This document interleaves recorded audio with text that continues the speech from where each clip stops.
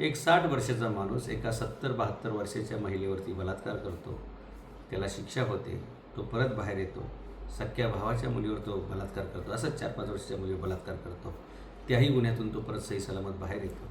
आणि आज पुन्हा त्याच व्यक्तीने नसरापूरमध्ये, भोरमध्ये एका 4 वर्षाच्या मुलीला बलात्कार करून तिचा निर्घृण खून केलेला आहे. एक व्यक्ती तोच गुन्हा पुन्हा पुन्हा करत असेल आणि इथलं कायदा आणि सुव्यवस्था फक्त बघण्याची भूमिका घेत असेल किंवा आरोपींना, गुन्हेगारांना जर कायद्याचा दरारा, दहशत बसत नसेल तर पुन्हा पुन्हा असे घटना होतच असतात. एरवी आपण आपली भारताची तुलना पाकिस्तानशी करतो. पाकिस्तानमध्ये याच्यापेक्षा खूप चांगली परिस्थिती आहे. तिथे एखाद्या माणसाने असा गुन्हा केला तर त्याला शर्यतच्या कायद्यानुसार, मुस्लिम कायद्यानुसार भर चौकामध्ये लोक दगडांनी ठेचून ठेचून मारतात. आपल्याकडे मात्र काय असते, वेचून वेचून दिवस काढायचे, कोणी फिर्यादीने, आणि न्यायालयात त्यांनी टाचा झिजून झिजून मारायचं, तारीख पे तारीख, तारीख पे तारीख, असं सगळं असते. माझ्या मते अशा निरपराध, जघन्य अपराधामध्ये जास्त दिवस न लावता आज कॅमेऱ्यामध्ये दिसलेले तो त्या मुलीला घेऊन जाताना कॅमेऱ्यामध्ये हे स्पष्ट दिसतंय, फॉरेन्सिकमध्ये स्पष्ट होईल, खून झालेला दिसतोय, हे सगळ्या गोष्टी पाहता माझ्या मते सरकारला 7 दिवसात किंवा 15 दिवसामध्ये अशा आरोपीला कायद्याने गुन्हेगार ठरवून भर चौकामध्ये अशाच प्रकारची ठेचून ठेचून मारण्याची शिक्षा का देऊ नये. हे तेच नसरापूर आहे, हे तेच भोरचा प्रदेश आहे जिथं छत्रपती शिवाजी महाराजांनी अशाच प्रकारच्या एका केसमध्ये रांझ्याच्या त्या पाटलाला हात पाय कलम करून त्याला चौरंग केला होता आणि आयुष्यभर परत या स्वराज्यामध्ये कोणीही अशा महिलेवरती, मुलीवरती कोणी बलात्कार करू शकणार नाही, अशा प्रकारचा निर्णय दिला. आणि त्याच्यानंतर तुम्हाला स्पष्ट सांगतो, खरं तर ते रांझ्याच्या प्रकरणातलं विनयभंगाचं प्रकरण होतं. विनयभंगाच्या प्रकरणाला शिवाजी महाराजांनी एवढं सिरियस घेतलं जिजाऊंच्या आदेशाने, जिजाऊंच्या संस्काराने, की त्या विनयभंगाच्या प्रकरणामध्ये दोन्ही हात आणि दोन्ही पाय कलम केले. याचा परिणाम पुढे असा झाला की पुढच्या 35 वर्षामध्ये स्वराज्यामध्ये एकाही माय भगिनीचा बलात्कार सोडा, विनयभंग करण्याची कोणी हिंमत करू शकला नाही. मुघलांचं किती मोठे वादळ आले तरीसुद्धा त्यांना गावात घुसायला भीती वाटायची. आज गावांमध्ये ती भीती नाही, दरारा नाही, दहशत नाही. कारण आरोपी कोर्टापर्यंत जातो, तिथून जामीन घेतो, परत बाहेर येतो, परत गुन्हा करतो. एकच आरोपी पुन्हा पुन्हा असे 3 गुन्हे करतो आणि कायद्याच्या कचाट्यातून सुटून जातो. त्यामुळे आता मला असं वाटतं की जे नागरिकांची संतप्त भावना आहे की आरोपीला आमच्या ताब्यात द्या, आरोपीला आम्ही शिक्षा देऊ, हे स्पष्ट आहे की लोकांना आता पोलिसांवर विश्वास राहिलेला नाही, लोकांना कायद्यावरती विश्वास राहिलेला नाही.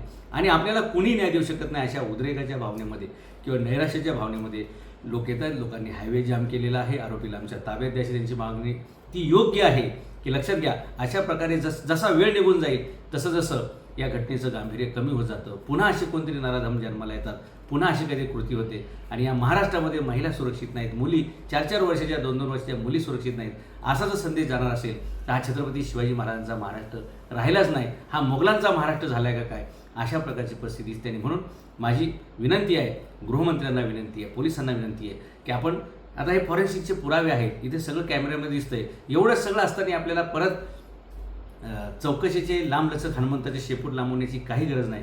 15 दिवसाच्या आतमध्ये अशा आरोपींना भर चौकामध्ये ठेचून ठेचून मारलं पाहिजे आणि सगळ्या महिलांच्या हातामध्ये हे दगड दिले पाहिजे. जसं नागपूरच्या एका केसमध्ये कोर्टामध्ये महिलांनी एका आरोपीला ठेचून ठेचून मारला होता, कारण त्यांनीसुद्धा असं अनेक महिलांवरती त्या गावातल्या बलात्कार केले होते, अन्याय केला होता.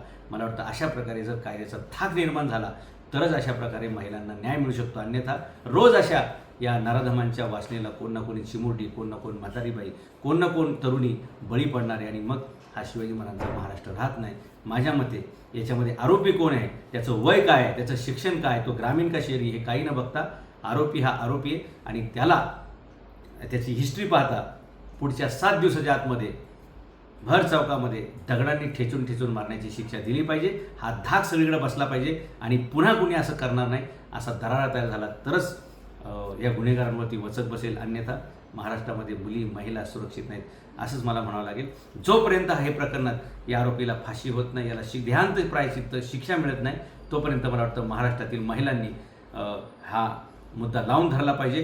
जागोजागी गावागावामध्ये चौकामध्ये निषेध केला पाहिजे, आंदोलन केलं पाहिजे, धरणे धरले पाहिजेत, जेणेकरून आज या मुलीचा बळी गेला आहे, उद्या आमच्या मुलीचा बळी जाऊ शकतो. आज हे नसरापूरमध्ये घडलेले उद्या आमच्या गावामध्ये घडू शकतं. आज हे भोरमध्ये घडलेले उद्या आमच्या तालुक्यामध्ये घडू शकतं. हे घडू नये याच्यासाठी सर्वांनी मला वाटतं या महाराष्ट्रामध्ये एक मोठा उद्रेक केला पाहिजे. सर्व महिला भगिनींनी, माता भगिनींनी रस्त्यावरती आलं पाहिजे आणि कायद्यानं हे सगळं तीव्रता गंभीरता लक्षात घेऊन पुढच्या 7 दिवसामध्ये या आरोपीला फाशीची शिक्षा आतमध्ये देऊ नका, जी भर चौकामध्ये असली पाहिजे, जेणेकरून धाक बसला पाहिजे.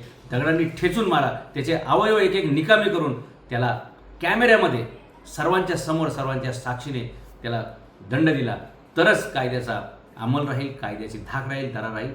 मला वाटतं की या प्रकरणामध्ये तातडीने निकाल झाला पाहिजे.